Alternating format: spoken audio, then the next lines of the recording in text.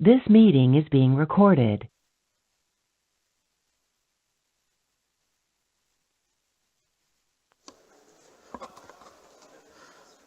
Good morning, everyone. I welcome you all to the very first session of the India International Conference on Democracy and Election Management. And so today's theme is actually GT1, the very first theme, the global thematic session, Democracy That Delivers. So as you all know, this is part of India's stewardship of international idea, this whole conference. And India's overarching theme is democracy for an inclusive, peaceful, resilient, and sustainable world. And there are two thematic pillars: reimagining democracy for the future and independent and professional EMBs for sustainable democracy. And under these two thematic pillars, India has identified 43 interconnected themes, 7 for global roadmaps, amongst which 1 we will be covering, 11 for model international electoral standards, and 25 for global best practices and innovations in electoral processes. IICDEM, under the aegis of ECI and in partnership with the International IDEA, is having this conference, and heads and senior officers from close to 45 EMBs and countries are participating. As far as this session is concerned, this session examines how democratic institutions deliver tangible outcomes for citizens. It highlights success in inclusion, peace, empowerment, and development across contexts. It identifies institutional and policy conditions that enable effective democratic delivery and brings together diverse actors to assess current structures and needed reforms. It also further emphasizes democratic innovation, local solutions, and evidence-based policymaking to rebuild public trust. As far as the panelists and the moderators are concerned, Ms. Leena Rikila Themang from International IDEA will be the moderator for the session. She has been serving as director for the Asia and the Pacific region at International IDEA.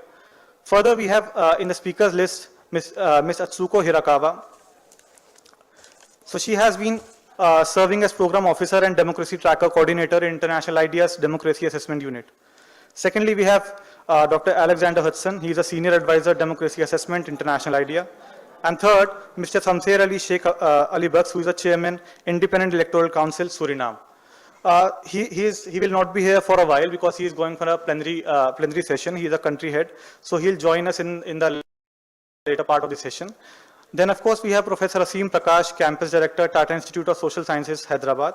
He is a professor of public policy at TIS Hyderabad, and he founded the School of Public Policy and Governance at the center. So his teaching and research focus on regulation, state market relations, and social discrimination and human development. He is also the author of Dalit Capital and co-author of the Indian Class. Now I request Ms. Leena Rikala Themang from International IDEA and other speakers to please join the team.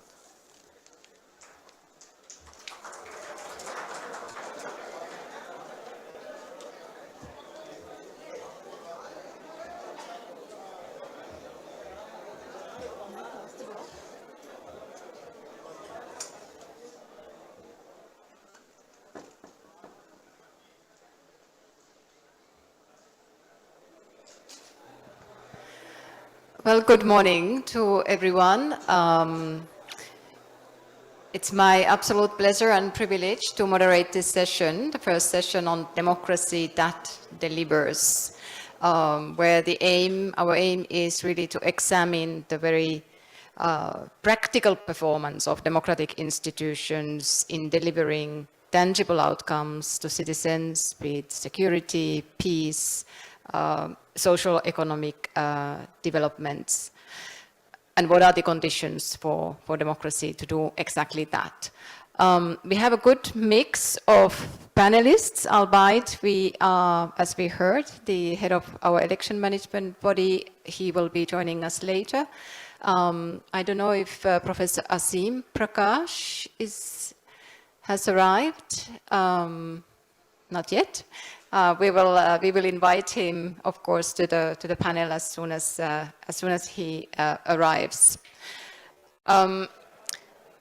To set the scene, we have our two International IDEA experts with us to really provide us the framework and provide the setting.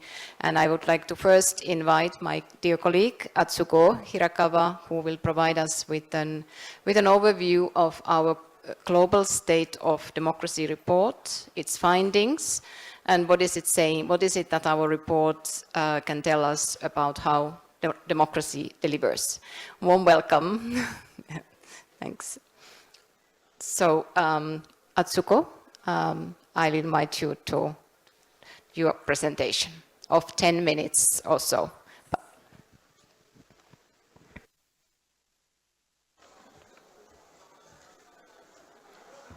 Thank you very much, Elena. Good morning, good afternoon.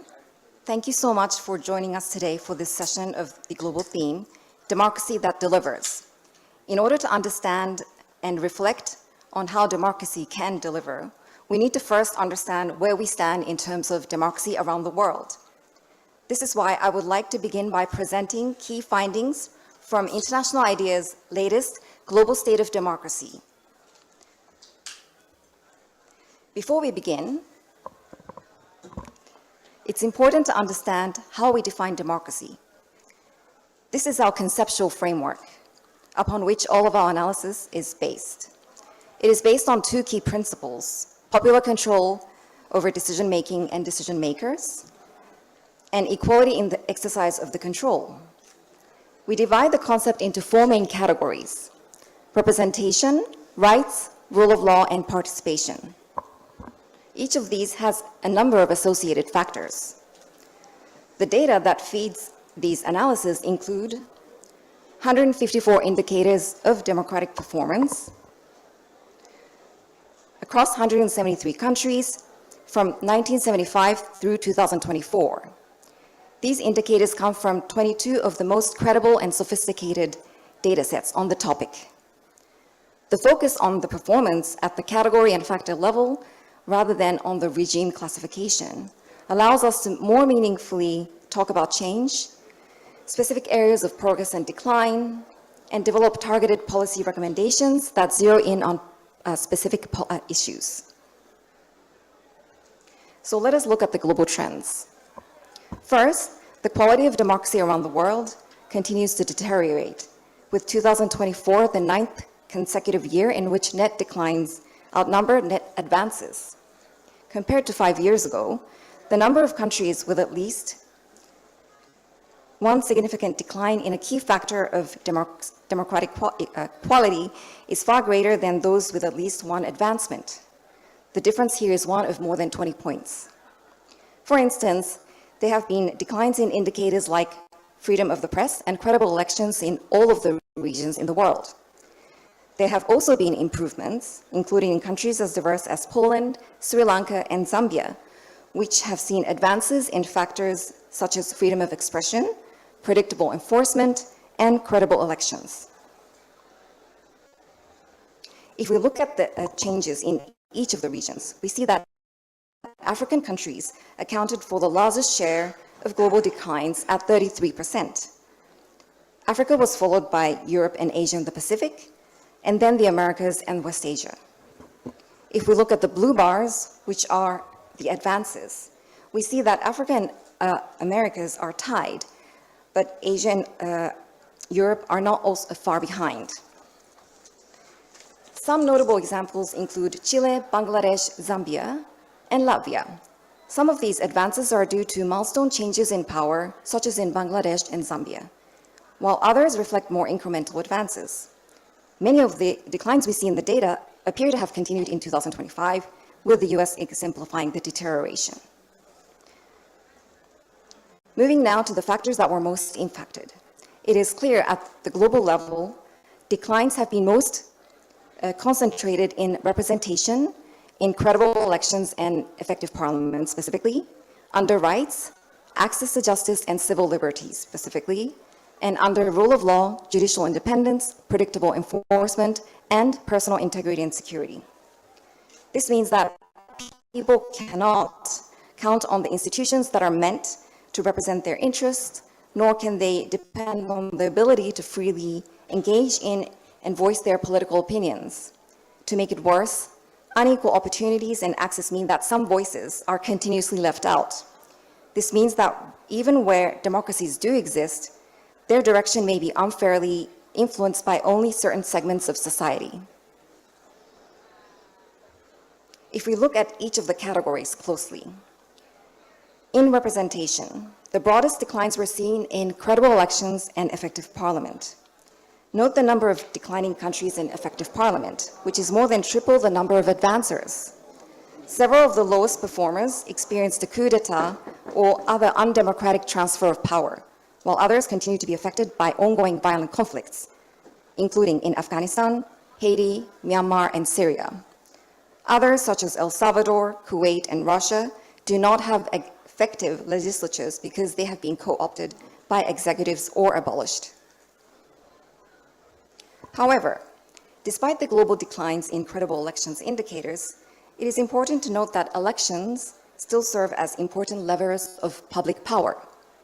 Comparing 2024 to 2019, we see that Brazil and Poland have shown significant improvement in multiple factors. In the case of Brazil, improvements have spanned all 4 categories.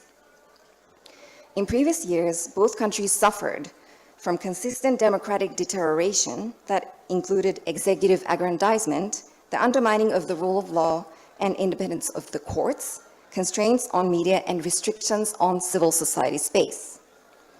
Although both contexts remain challenging, there has been progress in reversing several non-democratic policies of the past. In the rights categories, the most far-reaching decline was in freedom of the press. Performance declined in 43 countries, nearly 1/4 of those covered, marking the broadest decline in the factor since the beginning of our data set.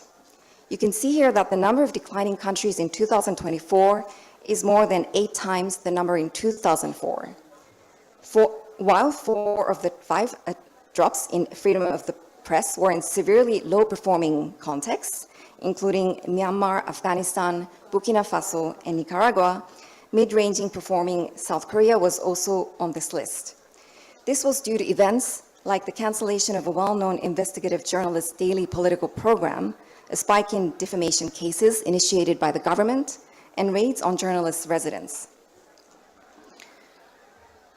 There were other declines in the rights category also. These include freedom of expression, economic equality, and access to justice, with large gaps between the number of countries improving and deteriorating. But freedom of expression has also seen impressive improvements around the world.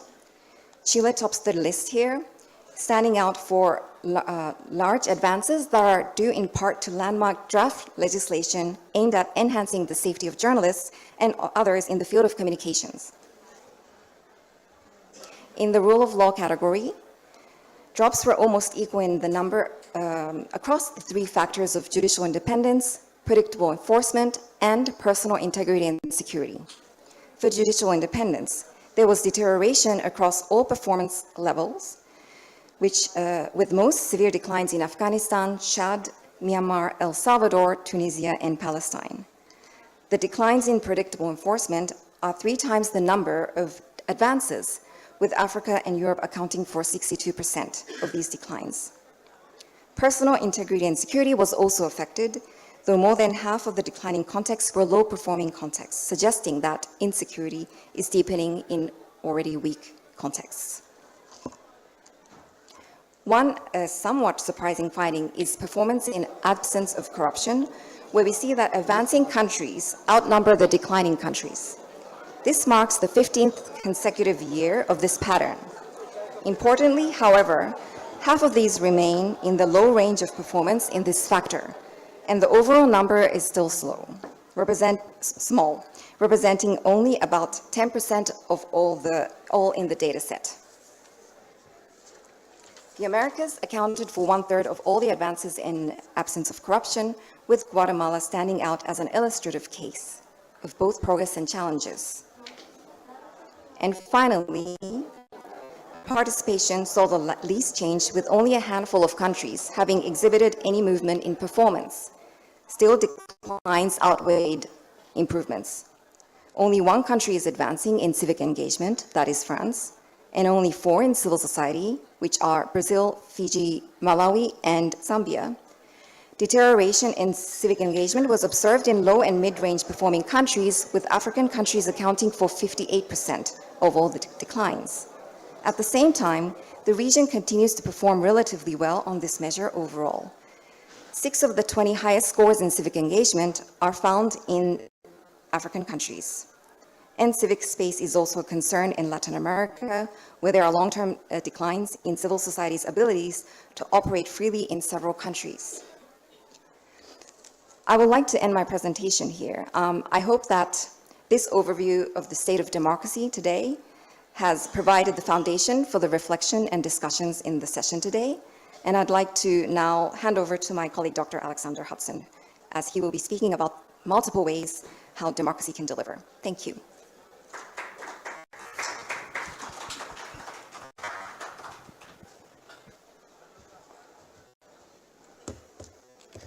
Well, good morning.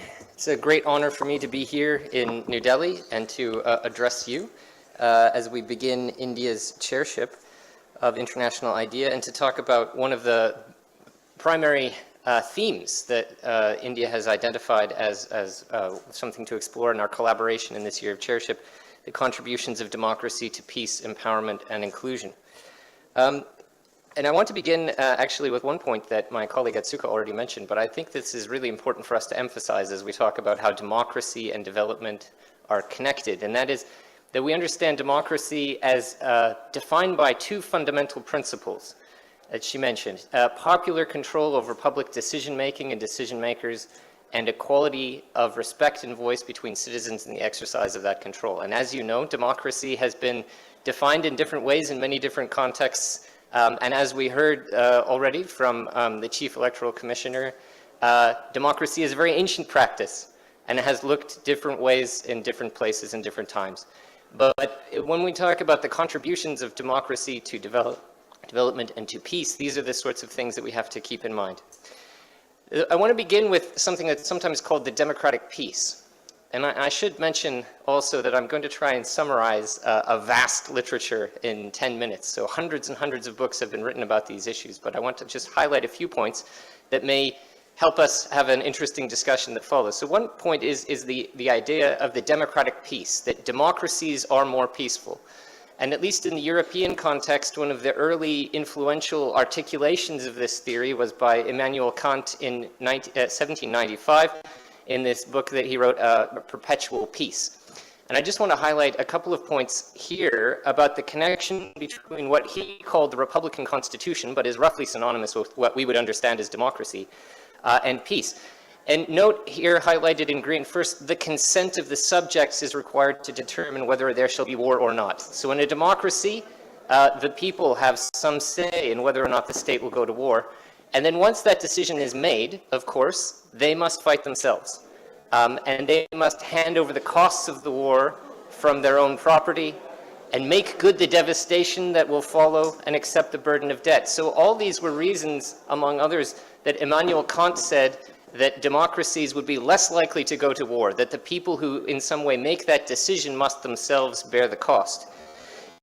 And the data do in fact show that democracies are more peaceful than non-democracies, although I want to highlight in this figure, there is no disjuncture between sort of non-democracies and democracies. There is a continual relationship where the more democratic a country becomes, the more peaceful it also becomes. On the x-axis is the Global Peace Index from the Institute for Economics and Peace, and it is scaled such that 1 is the most peaceful and 3.5 is the least peaceful, whereas on the y-axis we have the representation score from International IDEA's Global State of Democracy indices, where 1 is the best score and 0 is the worst. So here we have, I've illustrated on this slide, a Pearson correlation that is negative, but there is in fact a strong relationship here between being less violent and more democratic. That's the best way to understand this. So as countries become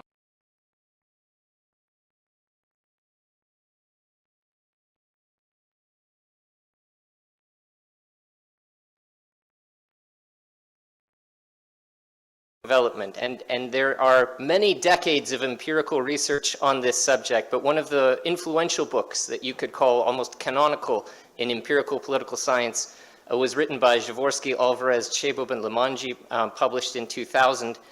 And they interrogated the extent to which economic growth was associated with a transition to democracy and also associated with the maintenance of a democratic system of government thereafter. And an interesting finding, especially for the history of India, they found that the probability of the establishment of a democracy was not associated with the level of income. So as we think about the transition, the first election that we heard about in India in 1951 and the level of income at that time, it was perhaps quite impressive that a country at that level of development at that time was able to transition to democracy. But they make the point here that democracy is almost certain to survive in countries with a per capita income above $4,000. Now, this was research, as it says, from 1950 to 1990, talking about those decades. And it's interesting to think about the world today and what we observe in some wealthy countries and whether or not this still holds or holds always or only as a generalization. But here I've illustrated the relationship between that representation score that I mentioned and GDP per capita. There is a strong positive correlation here of 0.446. For purposes of graphing, I've actually logged GDP per capita so that we don't have a massive spread to the right. But you can see that there is a strong, persistent, this is with 2024 data, relationship between the quality of democracy and income. A second and perhaps more interesting question is the extent to which democracy contributes to economic growth now. Not just the maintenance of a system in which elections are the determinants of those in power, but does democracy contribute to continued economic growth? And there's research here from Acemoglu and Robinson, two recent Nobel laureates, and their co-authors Suresh Naidu and Pascual Restrepo. And they thought it'd be interesting to use the data that we have to find out whether or not a counterfactual in which a particular country that has experienced economic growth would have experienced more economic growth if it was more democratic or was a democracy. And they find, using a lot of different data and interesting empirical methods, that there's a positive causal effect of democracy on economic growth. And that they've sort of explained the causal mechanism here. That democracy fosters higher GDP by enacting economic reforms, improving fiscal capacity, the provision of schooling and healthcare. You could think of the human capital that's available, and perhaps also by inducing greater investment and lower social unrest. So there's a whole complex set of things that contribute to economic development that are enabled, fostered, improved by democracy, and they conclude here that there are many complementarities between democratic institutions and the proximate causes of economic development. There's also a connection between democracy and inclusion. You could think of inclusive growth, but inclusion more broadly. And however, I will highlight there's a potential tautology here. Because if we're defining democracy as a system that involves equality between citizens, it is inclusive, and then say that democracy also improves inclusion, we have a little bit of a circular system. But the way that we've measured democracy at International IDEA, as introduced by my colleague, Ms. Hirakawa, we've disaggregated these things. And so because we're not measuring democracy as a single score, but as a bunch of related concepts, we're actually able to look at how these things relate to each other. And this is a challenging graph to look at. But what we're trying to do here is illustrate the representation score on the y-axis, the political equality score on the x-axis, and then trace how each country that's illustrated here has evolved over time, its journey from the year 1990 to 2024 on these related indicators. And so we can see that countries like Ethiopia, Angola, Bolivia, Bhutan have made progress in both dimensions pretty consistently over time.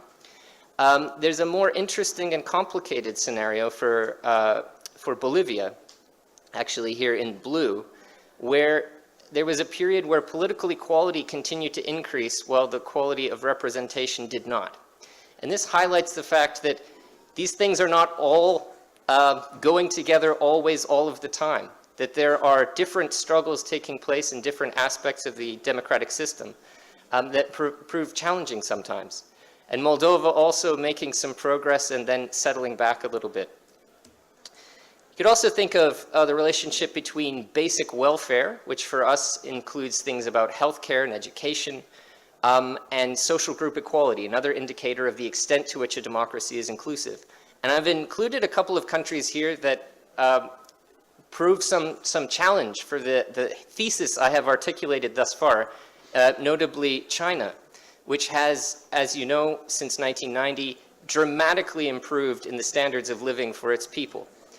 You'll note I'm trying to illustrate almost 4 dimensions here because the color in this case is showing the quality of representation in the country. So China has massively increased in basic welfare while the quality of representation has not improved.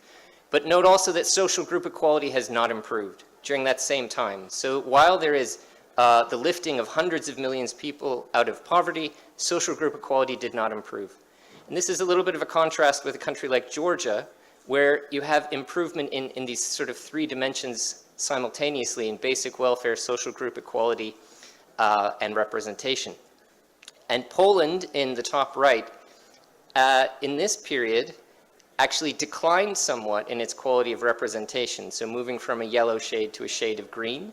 And during that same period, social group equality declined. So it sort of illustrates the negative case of the positive association between these concepts. And I'll just conclude with an introduction to a recently published piece of analysis by International IDEA by my colleague, Dr. Annika Silva-Leander, reflecting on this from Copenhagen to Doha, democracy is an engine of social development and shared prosperity. And there are essentially 4 takeaway messages from that analysis. First, that strengthening the rule of law and reducing corruption improves social development outcomes. Second, that violence and conflict hinder social development. Third, that electoral competition and political participation create incentives for delivery. And finally, that rights protection is a pillar of inclusive social development. And I'd invite you to read that paper and indeed the report that my colleague presented earlier. If you go to our website, www.idea.int/publications, you can find both of these reports. I'll end there. Thank you very much for your attention.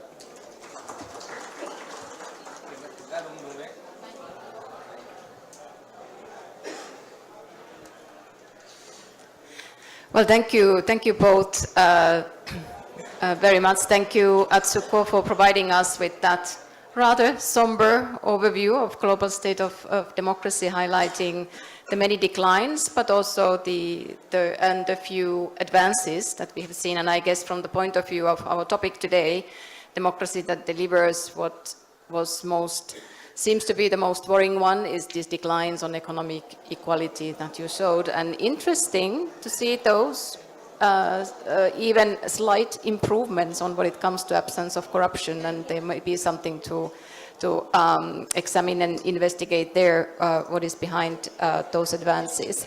And thank you so much, Alex, for providing us those evidences and the data of this relationship between democracy and the tangible outcomes of democracy delivering economic development, inclusion, peace and security.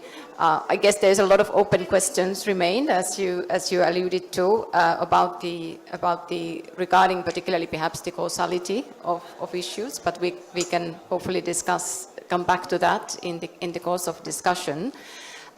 It's my pleasure now to invite Professor Aseem Prakash to provide your reflections on our topic of today, democracy that delivers. Thank you so much, Lina. It's an absolute privilege to be here. My interaction with you over the course of next 8-10 minutes, would be rather to draw conclusions from several of the data my co-panelists have prepared, but some work which we are doing over the period of time, trying to understand the status of democracy across regions and countries. So I'm trying to put you through the generalization which we have drawn from this.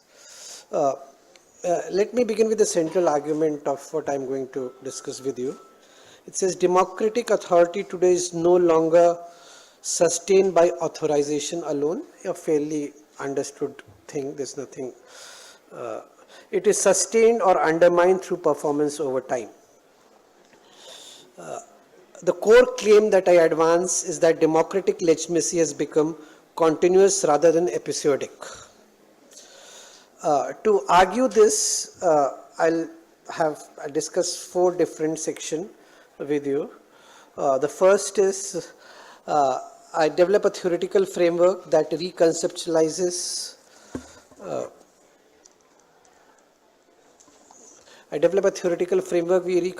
try to conceptualize democratic legitimacy as a performance-based, process-sensitive and trust-mediated. Second, I examine institutions and policies and governance together to show how democratic authority is translated from formal power, excuse me, into concrete action. Third, I turn to democratic diversity to explain why delivery and legitimacy vary across contexts. Finally, I examine trust, learning and feedback cycle as the mechanism through which democratic authority stabilizes or erodes over time. So these are the 4 sections which I'll try and put forth for your consideration. Contemporary democratic legitimacy is no longer secured by elections alone. It is produced over time through an alignment of authorization, process and performance, and mediated by trust as a cumulative public judgment. While authorization enables democratic authority, its endurance depends on how power is exercised and what it delivers in citizens' lived experience.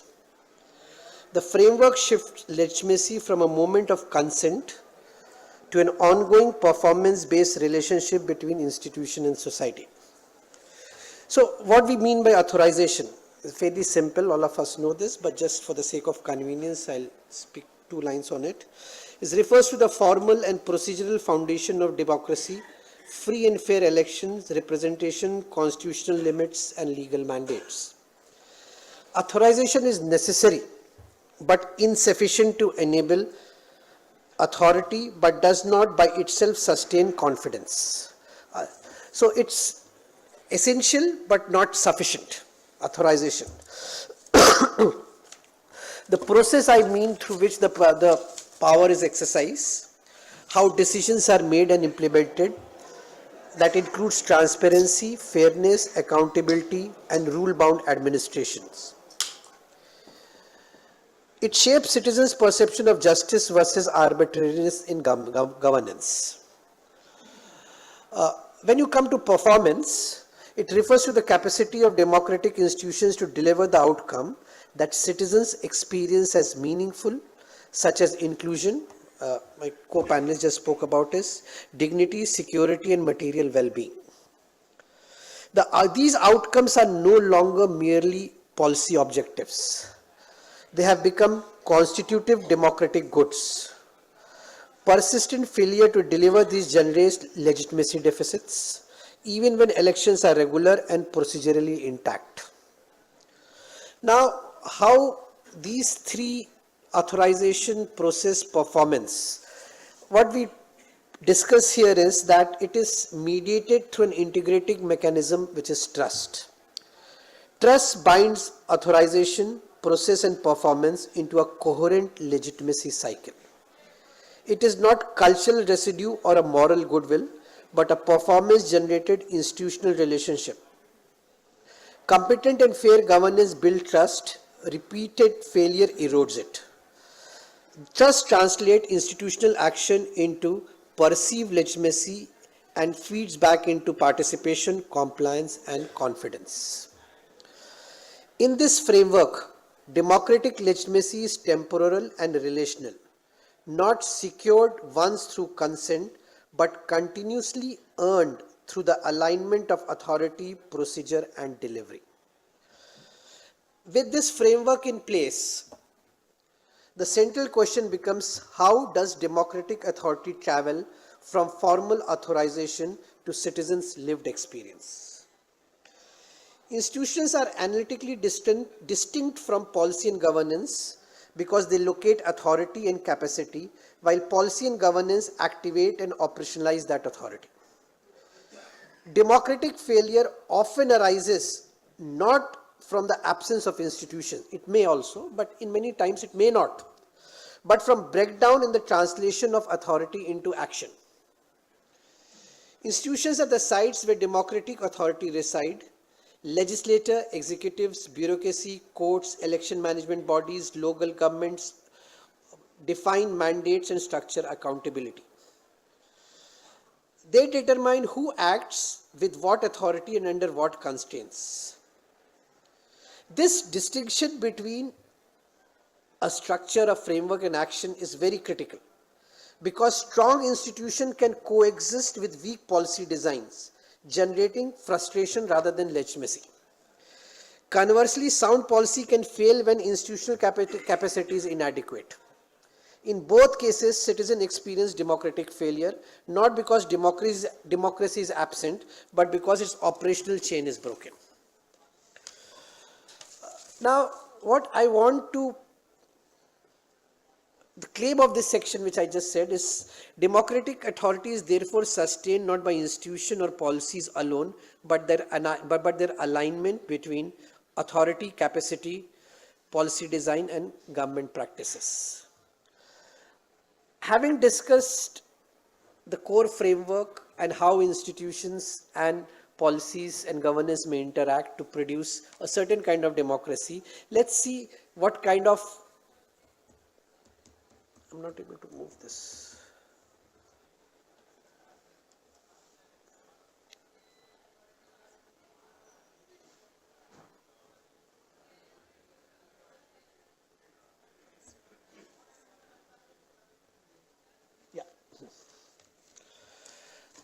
The context of democracy may be different, both temporal and spatial. A critical implication of this argument then would be that democratic delivery is contextual. Different democratic contexts generate different legitimacy expectations. For instance, in mature democracies, sustaining authority often requires responsiveness on one hand and continuous trust repair on the other. In developing democracies, legitimacy hinges on equity, access, and extending state capacities. In fragile or post-conflict settings, peace and basic stability may be the primary democratic goods. In highly unequal societies, inclusion and redistribution becomes the central concern. In federal or decentralized system, coordination and local institutional capacities are decisive.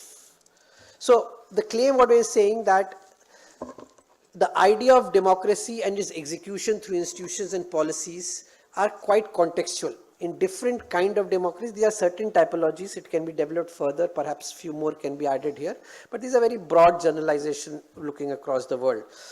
These are the frameworks where you will find that these variations are not marginal, they represent distinct type of democratic performances and challenges which these democracies experience. The theoretical implication is clear. There is no single model of democracy that delivers.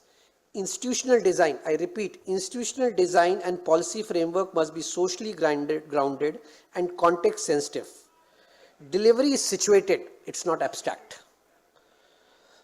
Now, having discussed about the diversity, let's connect it back to the question of trust. I'm sorry, I should have shown this table, but varieties of democracies which I was trying to show.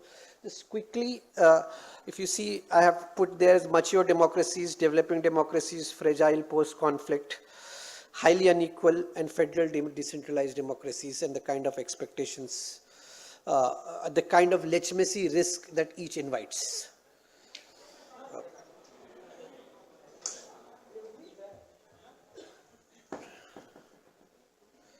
I'll move forward here.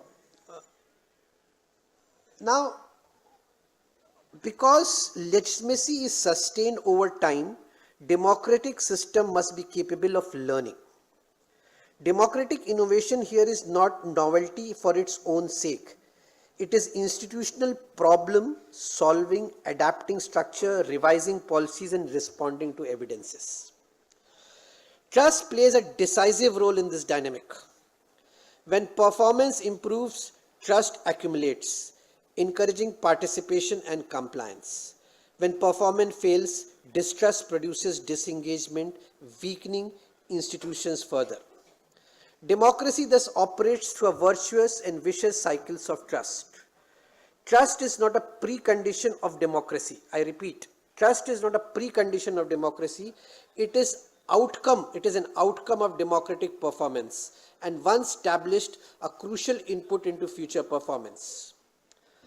Let me conclude, ma'am, by returning to the central question. How is democratic authority sustained over time? What we have argued that democratic authority is sustained not by authorization alone, but by performance mediated through trust and shaped by context. Procedure establishes democracy. The procedure establishes democracy. Institutions locate authority. Policy and governance translate authority into action. Processes shapes legitimacy. Trust stabilizes democratic rule. Thank you so much for your time and attention.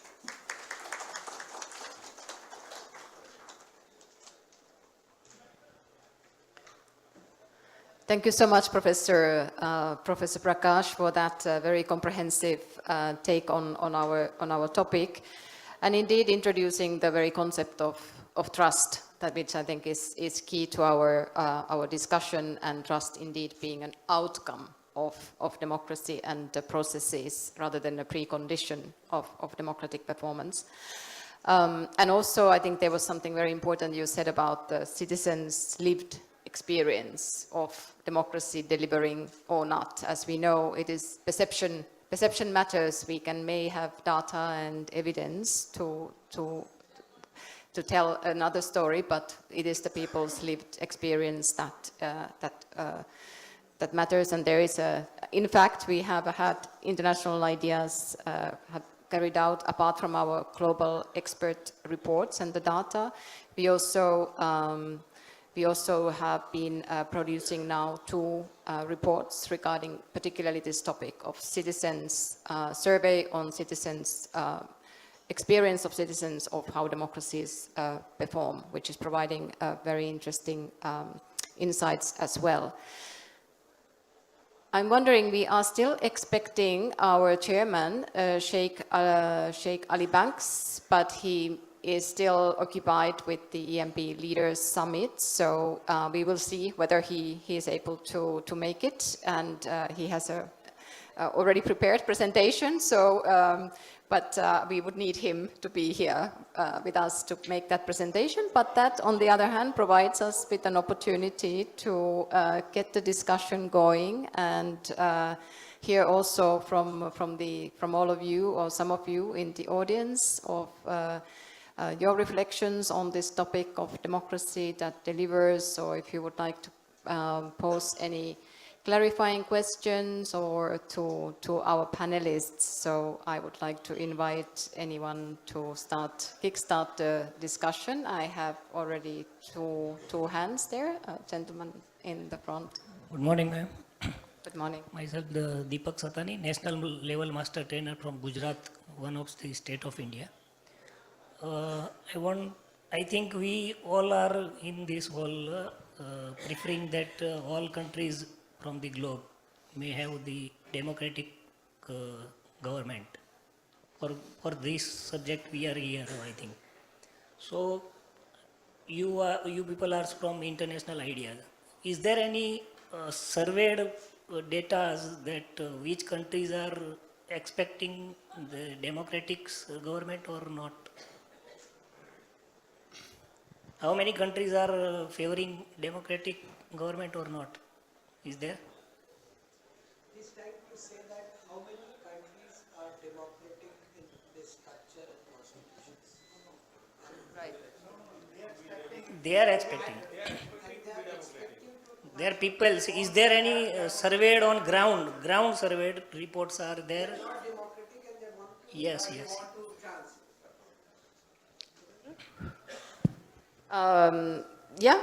I can hand it over to IDEA experts on this topic, but just to mention, we don't categorize democracies or non-democracies, but we look at each country as per their performance of these indicators that Atsuko presented, either being mid-range, high-range, or low-range performing ones. But Alex, you may have more to say about, is there anything we can say about the countries aspiring to become democracies? Because I am asking this question because of just you have mentioned, Alex, 3 pillars: peace, development, financial development, or other than, and inclusion of peoples.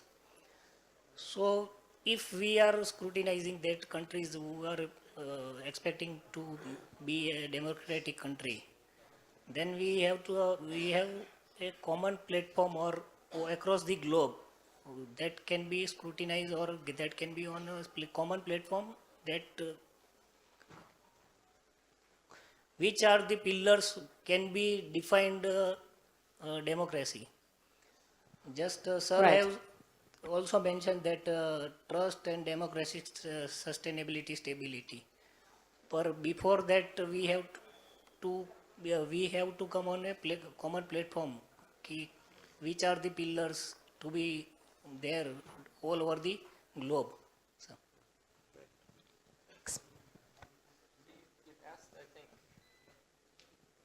Is it on now? Yes. Apologies. You've asked, I think, one of the crucial questions of our time.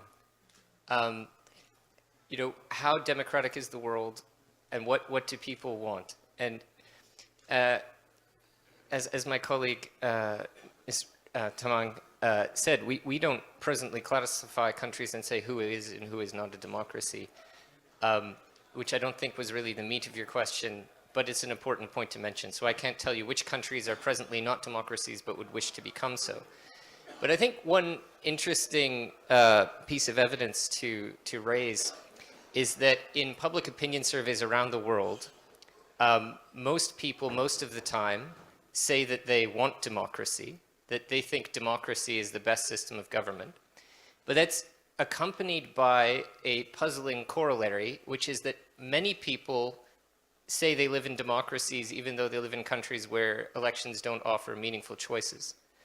And so this highlights the difference in how democracy is defined or assessed or perceived around the world. But then I think when we talk about the principles of democracy, it becomes slightly more clear. And one thing that maybe is a little bit obscure, but I find quite helpful, is a concept in political theory called non-domination. So this is associated with neo-Republican theories, and apologies for getting into the weeds of that. But the idea is that the fundamental thing that we want to achieve is that the choices that people make are not arbitrarily dictated by other people. And so there's a sense in which democracy and elections are technologies that deliver for us non-domination, that we get to have a voice in making decisions about how we will be governed, the way government revenues will be spent, etc. And it's sort of a theoretical claim, but I would make the claim that non-domination is a fairly universal human desire, that we would like to have some autonomy and control about many of the decisions that affect our lives. And so where I'm going to here is the claim that there are many people presently living in countries where elections don't offer sufficient choice, who would like to have that level of choice. To very briefly comment on one other thing that you mentioned, it is striking that the technology of elections, if I can put it that way, is near universal on our planet today, that there are elections of some description held at various levels in almost every country, that almost every country has a written constitution. And so the procedures of democracy exist almost everywhere. And we are left with the challenge of ensuring that we keep moving towards that higher goal of higher quality, of more expansive, of more inclusive democracy. And that is indeed the challenge for every country. And one that we'll take up on our next panel, if I can plug that already, thinking about what democracy might look like in 2050. Because no country should be satisfied with what we have now, remarkable as the achievements are. And so we all want to achieve even more for our children and grandchildren. Thank you. Thank you.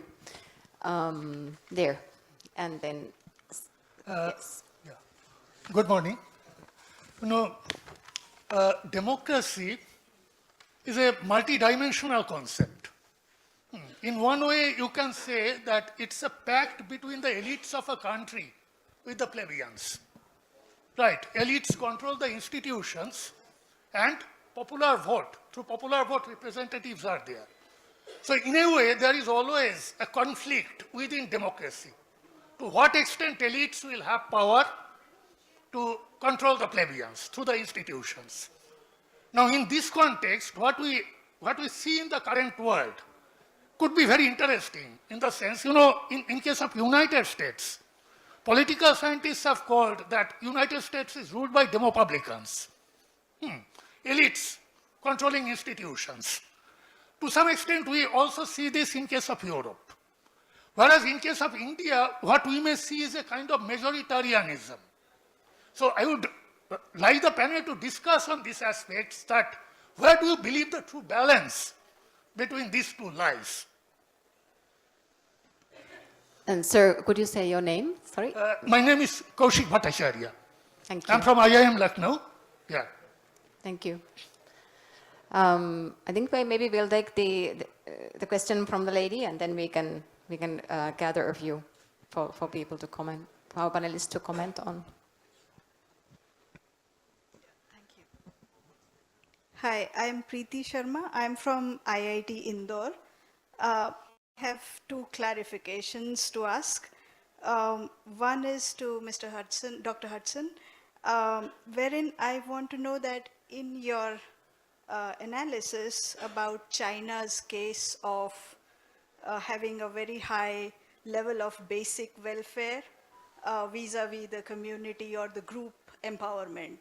So I would like to ask, what did you consider as determinants of basic welfare? And is that something to relate with the distinction between economic institutions and political institutions? Because in my understanding, those are, I think that would also align with your question that how the economic institutions and how the political institutions would, empower the people. So that was my question to you. And for Dr. Hirakawa, I wanted to ask you that in your analysis, did you do the benchmarking in the decline when you are saying that in those factors of democracy, there is decline in certain cases and there is increase in some of the factors. So how did we do the benchmarking? Which countries and which regions are we considering to be improving in terms of democracy and whether they are declining? So how did we do the benchmarking? That's the clarification I wanted. And your name? Preeti Sharma, Preeti. Sorry. Well, they were very direct questions to Alex and Atsuko, and maybe also the reflections on the kind of elite capture versus majoritarian systems, and maybe Professor Prakash can think about that question first. Alex, maybe to you first. Yeah, thank you for these questions. Indeed, super important, fundamental things about how democracy is practiced today. I would fully agree with the premise of the question that democracy is a multidimensional system. We talk sometimes about inter-party democracy and intra-party democracy also. But one thing that your question reminded me of is one of the, democracy defined by aphorism statements that we have from the economist Joseph Schumpeter, I think it was 1942, where he said that democracy is a system of government that is characterized by, and I'm paraphrasing a little bit, apologies, some of you know it very well, but the competitive struggle for the people's vote. And so for Schumpeter, this competitive struggle for the people's vote was essentially the core and maybe sole criterion of democracy. And what happens between elections was much less interesting for Schumpeter. Whereas, as we think about democracy today, what happens between elections is also very important. And whether we are still satisfied with this 1942 era concept of democracy is it's only happening during elections, their elites are selected and then they will govern. But do we want more? Do we want continuous accountability and trust, as Professor Prakash was describing? And I think we do. That it is not episodic anymore, as he said, but it is a continual process. So maybe you will have more to say about this. I'll very briefly touch upon the second question to me, if I may.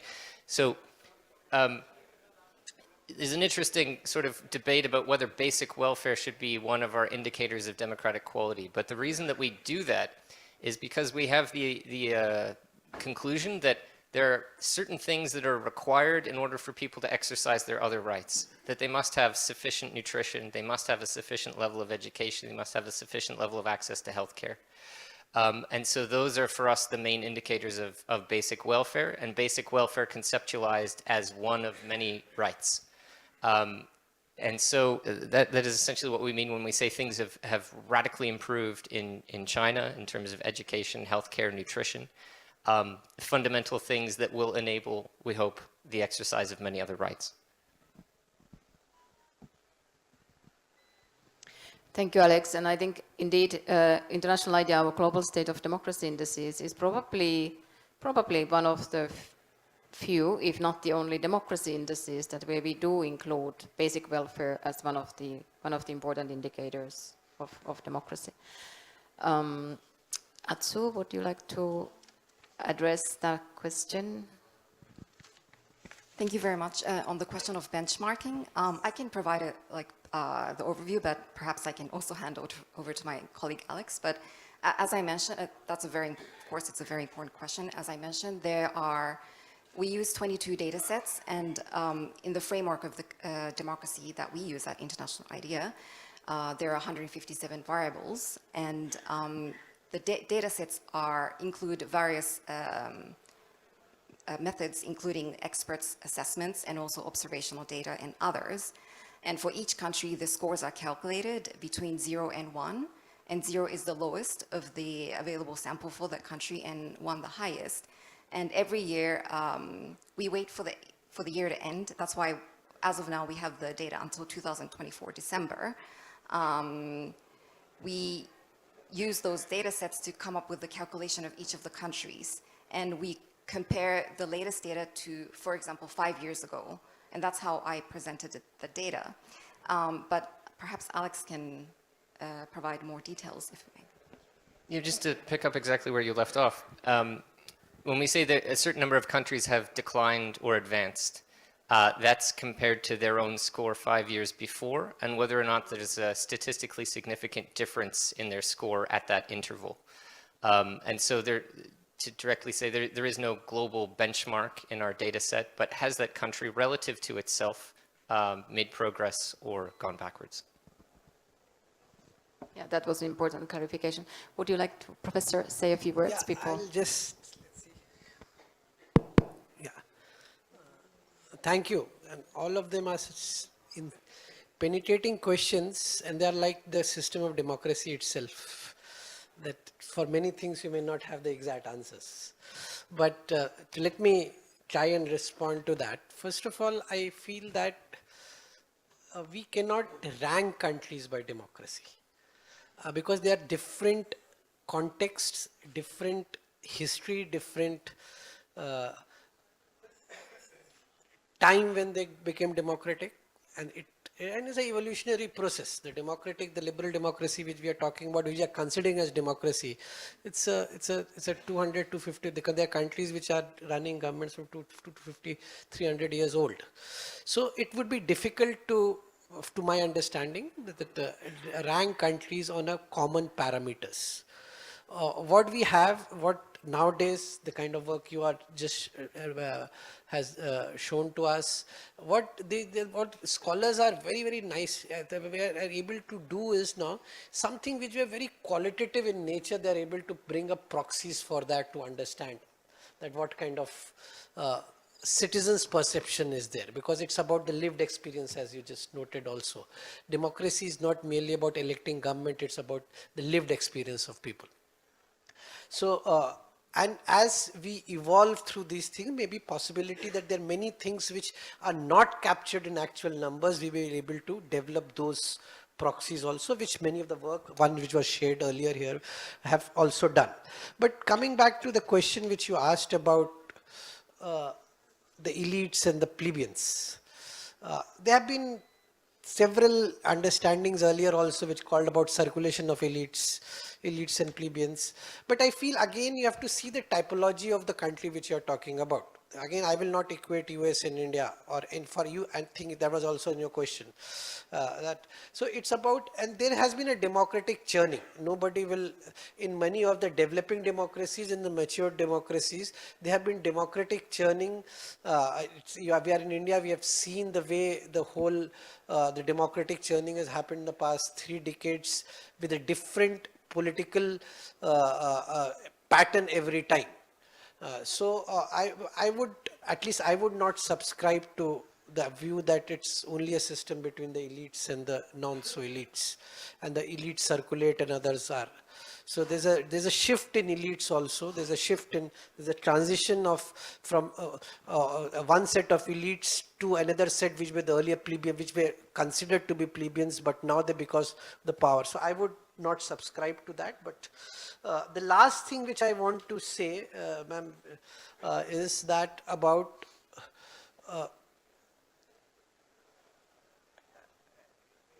democracy. I very strongly believe that it's about what kind of trust it create in the citizens, in the government which they are electing, and the kind of response they are getting. And that has to be reshaped and renewed as per the context of that country. A fragile democracy will have a different expectation, whereas a mature democracy will have a completely different expectation. And if that trust is retained and cemented, and as others said, I also very strongly believe in that gets reflected in all economic and social domain. It's not merely limited to the political domain. Thank you so much, ma'am, for this opportunity. Thank you so much, Professor. I have 3 behind there. So first gentleman back and the lady back. Good afternoon. I am Praful Avasthi from Election Commission of India. It is sort of intervention, not a direct question to you. It is regarding the presentation by Professor Prakash. Professor Prakash has just put forth that in his notion, and he postulates that the desired outcome is the trust. So it is established notion that the very edifice of democratic process rests entirely on the trust what we have as an input, and the desired output, the amount of output, trust, depends on the democratic process, the device in between. So ultimately we cannot write off the trust what we input in our democratic process. So I just wanted to add this thing. Thank you. Thank you so much. And there, lady in white.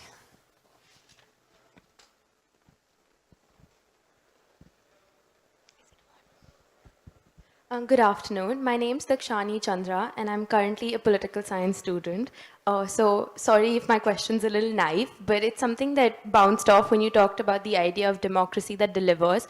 In the global south, you saw Nepal and Bangladesh recently. Nepal had what we call Gen Z protests, and as a result of that, there was some violence and an interim government was formed. In Bangladesh, again, after a violent upsurge against the current Sheikh Hasina government, they established some sort of military takeover or a very complicated or traditionally non-democratic setup. So the question that I'm coming to, something I would want to know your views on, is that if democracy does not deliver in terms of welfare, the promises to the people are unsatisfied, there's no public trust, do you think that after some type of uprising, violent or not, democracy can return?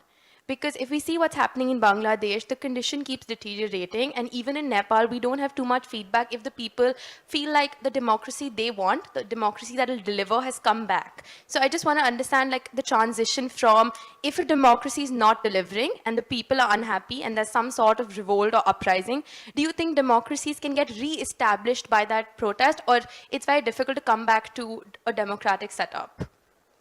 Thank you. Such an interesting question. Well, maybe we take one more and then we'll get back to that. There was one here and yes. Good afternoon, everyone. I am Bijit Kumar Dharv, a National Master Trainer from West Bengal, one of the state. So we have discussed these things today, but I want to just add that we are aware that one of the pillars of democracy is informed choice, as a matter of trust also, and also informed choice of the voters. This is a very important point. So to make the democracy stronger, deliverable, this is one of the important things. So is there any study by International IDEA regarding the stability of the democracy and improvement in democratic values through increase in the literacy rates or the literacy of the population?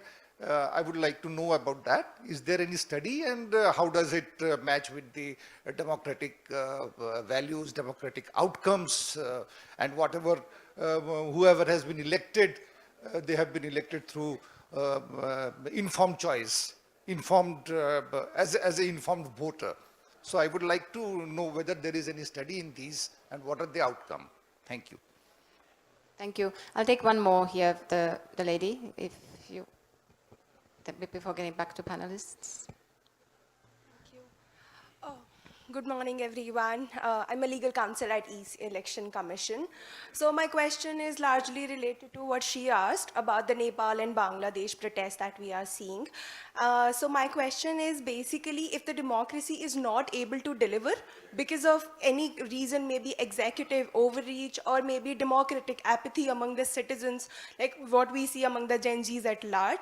So what kind of role are we expecting from the international institutions so to play in order to, increase the democratic sympathy or increase the democratic alliances amongst the citizens, or they are, they start trusting democracy again and they just go forward towards it. So what kind of role are the institutions playing in order to, restore the idea of democracy?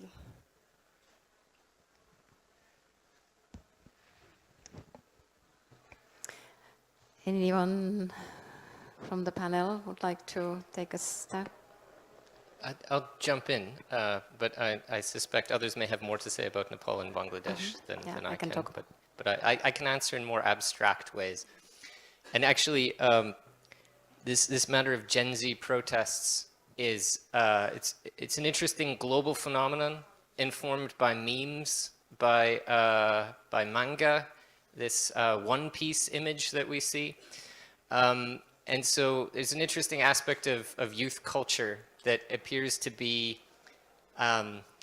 contagious in a positive way, perhaps, around the world. And so actually one of my colleagues just wrote a blog post about Bulgaria and how social media is a lived experience in a way for youth in Bulgaria who want political change.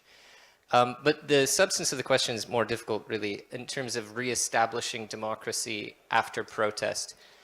And certainly, we would look for progress. We would hope for progress. I'm not expecting things to move terribly quickly sometimes. And I'll characterize that in this way, that systems break down slowly over time. There are often reasons that government is not delivering. And so merely that rupture with the political elite that is probably not sufficient to immediately deliver changes in how democracy delivers or even is practiced on a very broad way. But what it can deliver is a moment in which there is some momentum towards change. There is interest from, as the next question mentioned, international actors who may have some supporting role to play. Sometimes this relates to finance, restructuring debt, etc., and that's not really our area of expertise. But thinking about what is in the Constitution that could be revised so that democracy will be more sustainable or less susceptible to these sort of slow processes of capture, and also to have more regular opportunities for interaction between the mass public and the elites who often make decisions. So I would say that we're generally hopeful in these cases, but tempered by the realization that progress is slow and often contested at every step. And I'll very briefly touch upon the question about literacy. So International IDEA last year celebrated 30 years of operation. I have only been part of the institution for a few years, so I can't say if at some point in the past we addressed this important question about literacy and informed choice. It has not come up recently. But except maybe in a tangential way in terms of digital literacy and understanding misinformation. But I think it's an interesting theoretical and empirical question, because there's a sense in which even if the indicators of credible elections, of effective parliament, etc., are relatively stable over time, there's a intangible sense in which the quality of the vote, of course, improves the more informed the voter is. Even if all the systems function exactly the same, they knew far more when they cast the vote, when they were a more educated person than they did before. And so I think that is something difficult to measure, but important to celebrate. Professor, you would like to say something? First of all, sir, about your thing, I think I completely agree with you. There's no disagreement. What I was trying to say, that authorization, that is by the legal framework, performance, and the process.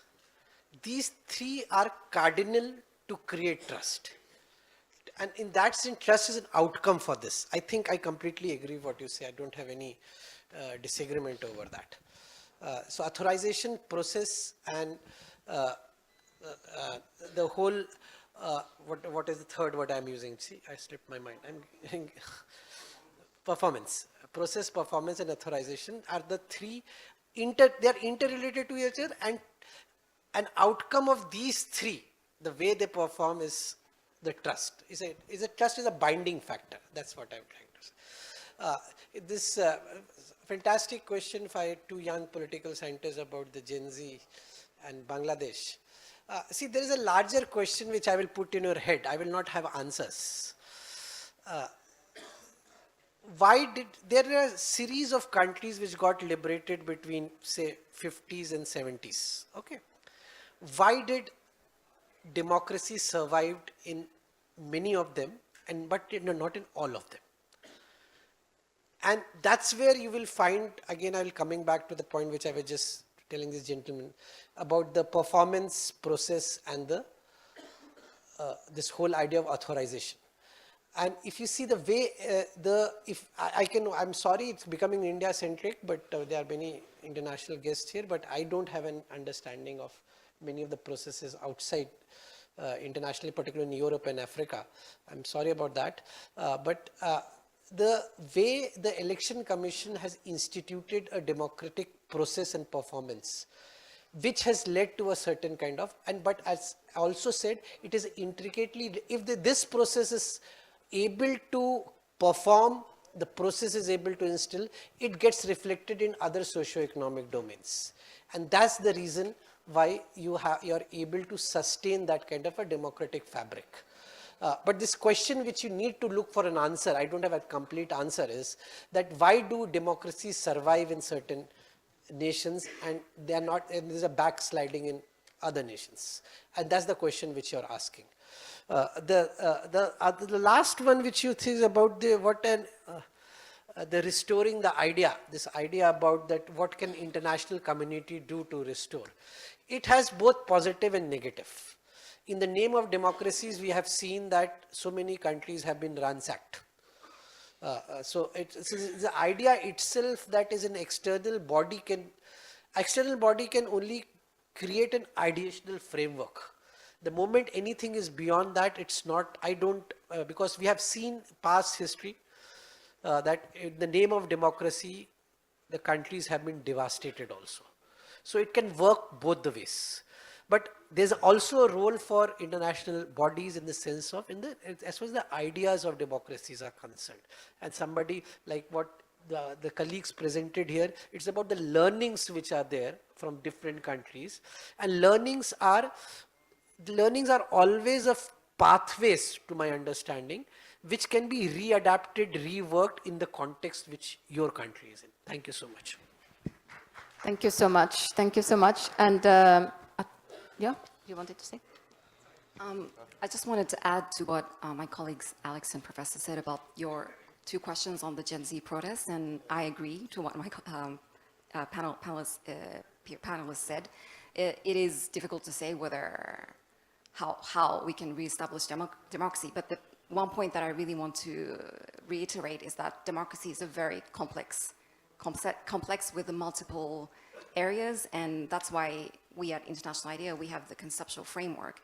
And we have a tool called the Democracy Tracker, which is one of the tools that feeds into the analysis of the global state of democracy. And we track events on a monthly basis, and we look at protests and their impact on youth and how that brings about democratic change.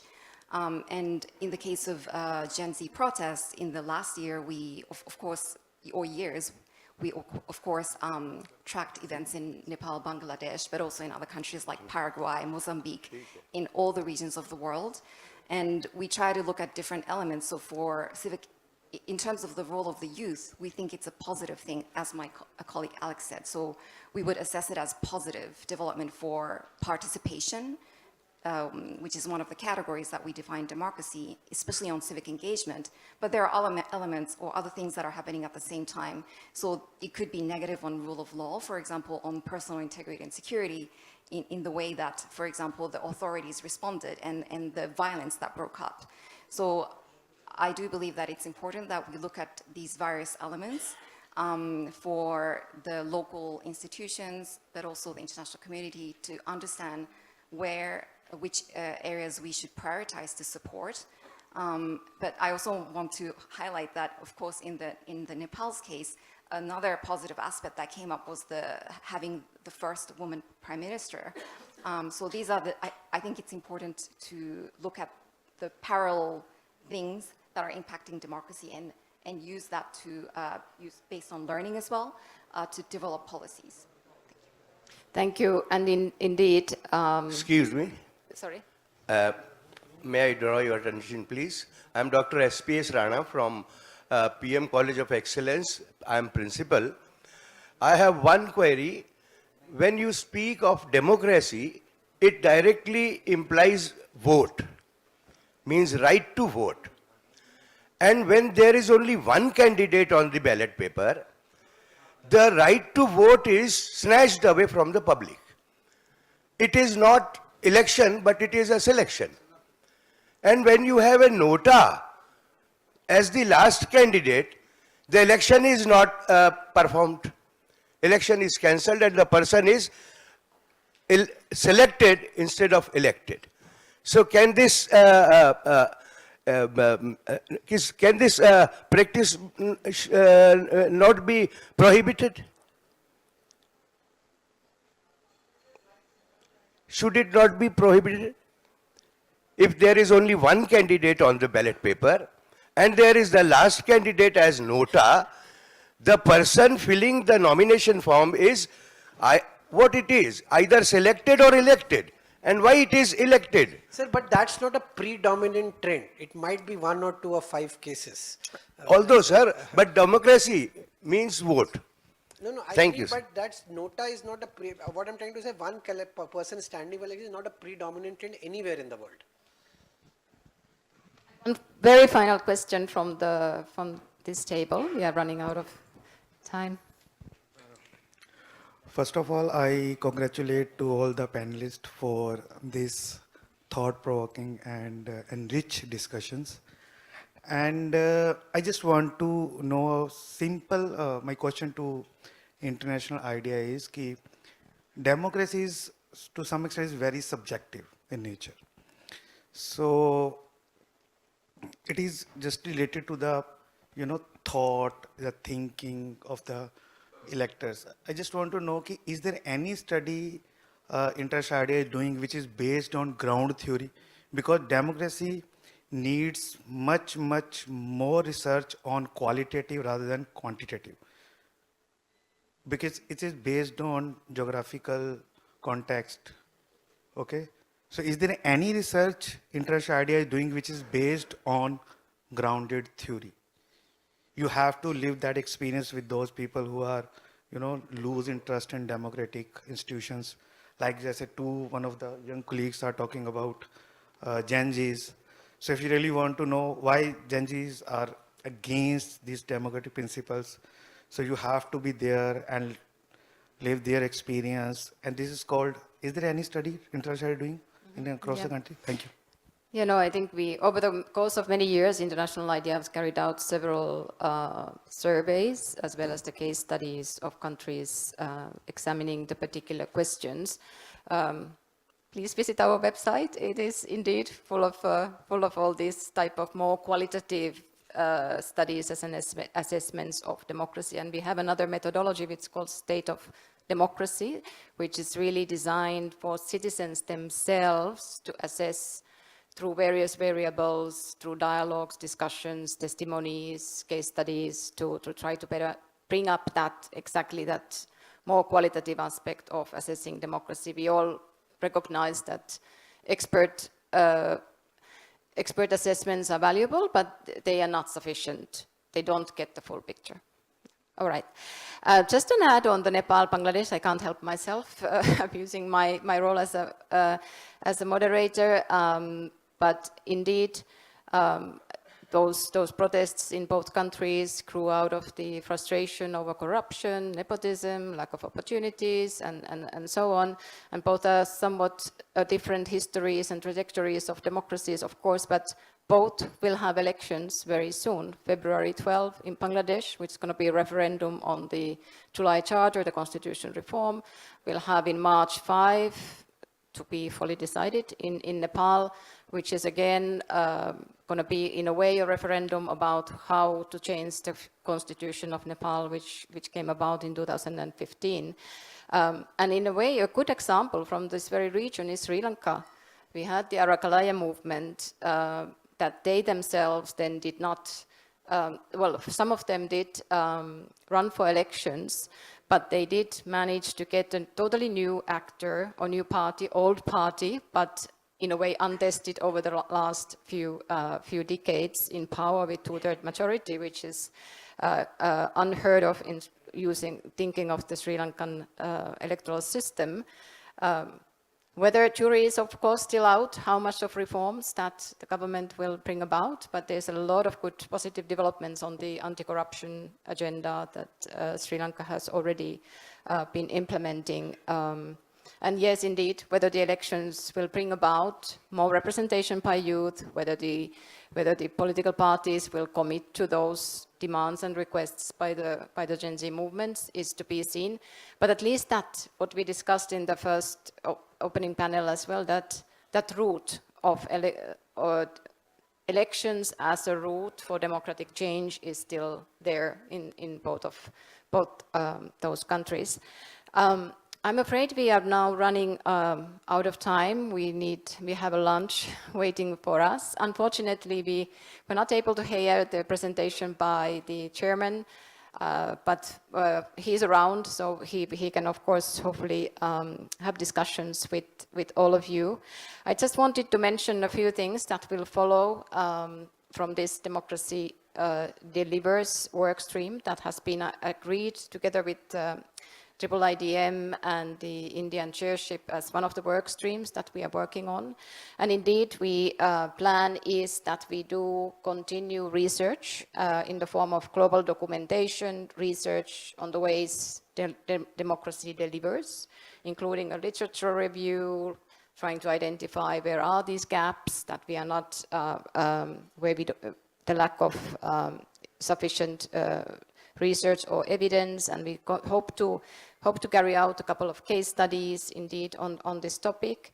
And second is the methodology and the kind of tracking of democratic innovations. And plan is to create a sort of a platform, try to really track for positive developments and achievements of democracies and democratic institutions where innovation have taken place, particularly on when it comes to delivering for citizens services. And last one is the national roundtables and sort of policy co-creation. So there is a plan to do at least 2 or 3 country national roundtables on this topic. So I do invite, obviously, anyone interested in getting in touch with us about how to best engage on this topic. Other than that, I think it's my time to thank the very attentive audience, and also many, many thanks for your very insightful questions and comments. My warmest thanks to our panelists, Professor Prakash, Dr. Alex Hudson, Atsuko Hirakawa, for your very, very insightful presentations and engagement with the audience on this topic. Democracy That Delivers will be the theme for next 2 years of our collaboration with the IIIDEM. So more discussions, research papers to follow. Thank you so much, everyone.